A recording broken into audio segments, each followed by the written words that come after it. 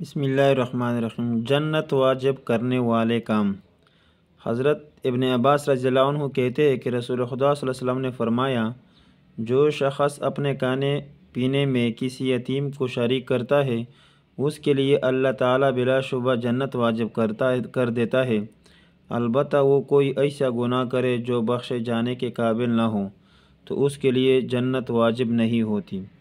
اور جو شخص 3 بیٹیوں یا 3 بہنوں کی پرورش کرے، پھر اس کی تربیت کرے اور ان کے ساتھ پیار و شفقت کا برتاؤ کرے یہاں تک کہ اللہ تعالیٰ ان کو بے پرواہ بنا دے، یعنی وہ بڑی ہو جائے اور بیاہ دی جائے، اس پر بھی اللہ تعالیٰ جنت واجب کر دیتا ہے۔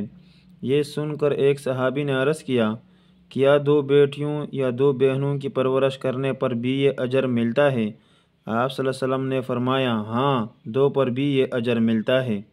راوی کہتے ہیں، اگر صحابہ رضوان اللہ تعالی اجمعین ایک بیٹی یا ایک بہن کے بارے میں بھی سوال کرتے تو آپ صلی اللہ علیہ وسلم یہی جواب دیتے کہ ہاں، ایک پر بھی یہی اجر ملتا ہے۔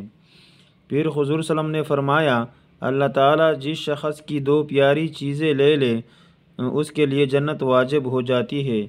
پوچھا گیا، یا رسول اللہ، 2 پیاری چیزوں سے کیا مراد ہے؟ آپ صلی اللہ علیہ وسلم نے فرمایا، اس کی 2 آنکھیں۔